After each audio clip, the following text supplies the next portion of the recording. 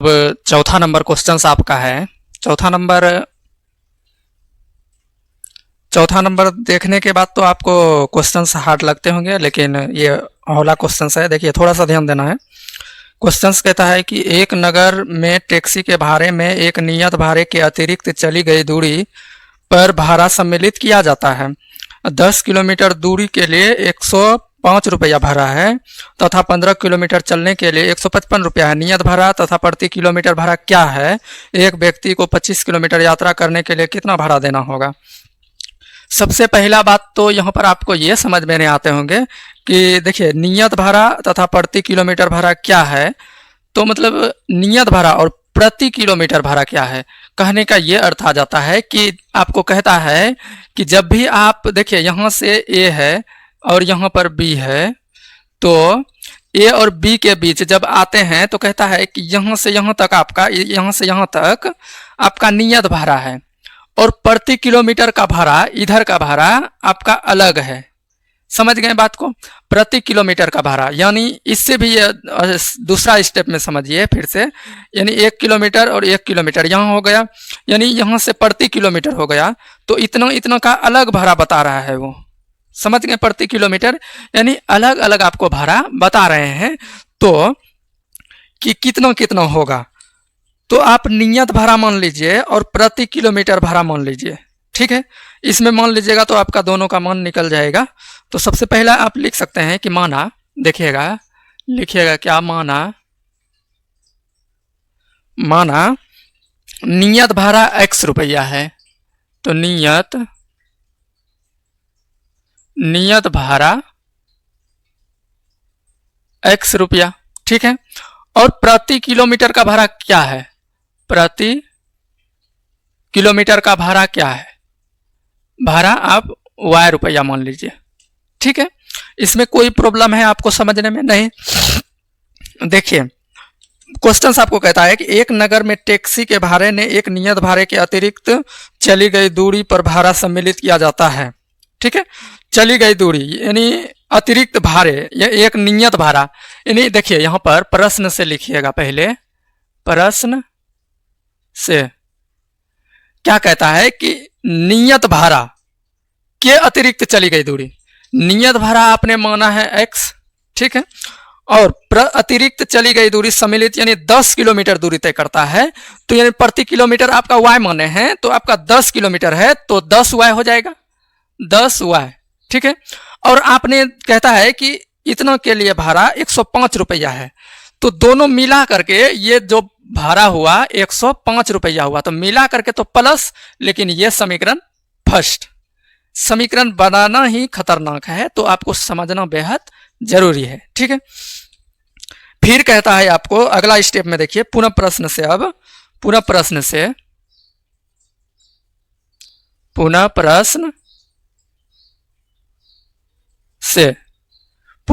से में कहता है कि 15 किलोमीटर के लिए भाड़ा 155 रुपया है, ठीक है।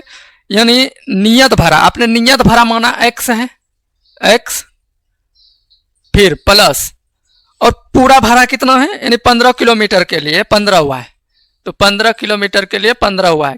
क्यों? क्योंकि देखिए किलोमीटर का भाड़ा y मांगने हैं, तो 15 किलोमीटर तो 15y। तो फिर कहता है कितना किलोमीटर भाड़ा के लिए है, तो 155 रुपया है, तो ये आपका 155 रुपया, ये समीकरण आपका सेकेंड हो गया, ठीक है। अब आपको क्वेश्चंस कहता था कि आप प्रतिस्थापन विधि से हल ज्ञात करें। तो अब प्रतिस्थापन विधि से हल ज्ञात करने के लिए सबसे पहला आप समीकरण फर्स्ट से लेते हैं, तो समीकरण फर्स्ट से लीजिएगा। तो आप लिख सकते हैं इसमें कि समीकरण फर्स्ट से, ठीक है। समीकरण फर्स्ट है आपका x प्लस 3y बराबर 105। तो आप x का मान निकालते हैं, तो 105 माइनस, ये प्लस में इधर लेके जाएंगे तो माइनस में 10y, ये आपका आ गया समीकरण थर्ड। अब आप समीकरण थर्ड का यानी x का मान निकल गया ना, तो आप x का मान आप समीकरण सेकेंड में रख दीजिए। तो आप लिख सकते हैं इसमें कि समीकरण सेकेंड में x का मान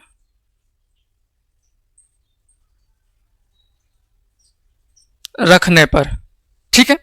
अब आपका समीकरण सेकेंड है x प्लस 15y बराबर 155। तो आप लिख दीजिएगा x प्लस 15y बराबर 155। तो आप x के जगह पर इतना रखिए, यानी 105 माइनस 10y फिर प्लस 15y बराबर 155। कोई प्रॉब्लम नहीं ना। अब देखिए अगला स्टेप।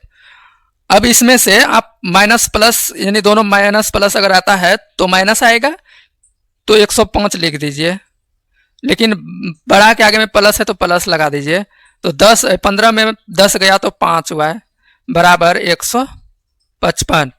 अब आप देखिए इसमें से 5y यानी 5y बराबर 155 ये प्लस में इधर लेकर आएंगे तो माइनस में हो गया। ठीक है, कितना आ जाएगा? अब आप देख सकते हैं 155 में यानी 5y, यहां पर लिखिएगा 5y बराबर 155 में आप 105 को घटाइएगा तो क्या आएगा बताइए? 50 आएगा ना।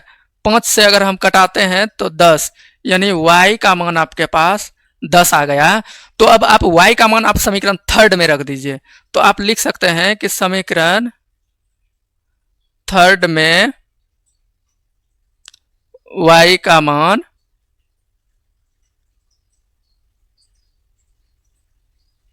रखने पर, ठीक है, समीकरण थर्ड आपका है x बराबर 105 माइनस 10y। तो x बराबर 105 माइनस 10, ये x y का मान है तो 10 हो गया बराबर 105 माइनस 100 हो गया। अब कटाएंगे तो कितना है? घटाने के बाद 5 ही तो आएगा ना। तो x का मान आपका निकल गया कितना? 5। x का मान निकल गया 5। तो फिर यानी निकल गया y का मान 10 और x का मान 5। नियत भाड़ा आपने माना था क्या? x, तो 5 निकल गया। प्रति किलोमीटर का भाड़ा y। फिर आपको कहता है कि 25 किलोमीटर यात्रा करने के लिए कितना भाड़ा देना होगा। तो अब आप लिख सकते हैं कि 25 किलोमीटर, आप यहां पर लिख दीजिए 25 किलोमीटर यात्रा करने पर भाड़ा कितना देना होगा? 25 किलोमीटर का भाड़ा तो x प्लस 25y होगा ना। 25y होगा ना, x प्लस 25y। क्यों? क्योंकि आप देखिए नियत भाड़ा माने x तो इतना लिख दिया, और प्रति किलोमीटर है ना, तो y माने है तो 25y हुआ।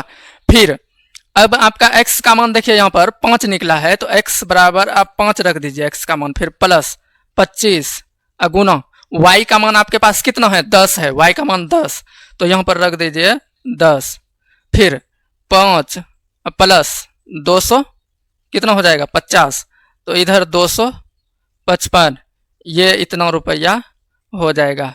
ये आपका हो गया आंसर। समझ गए? अब अगला क्वेश्चन देखिए।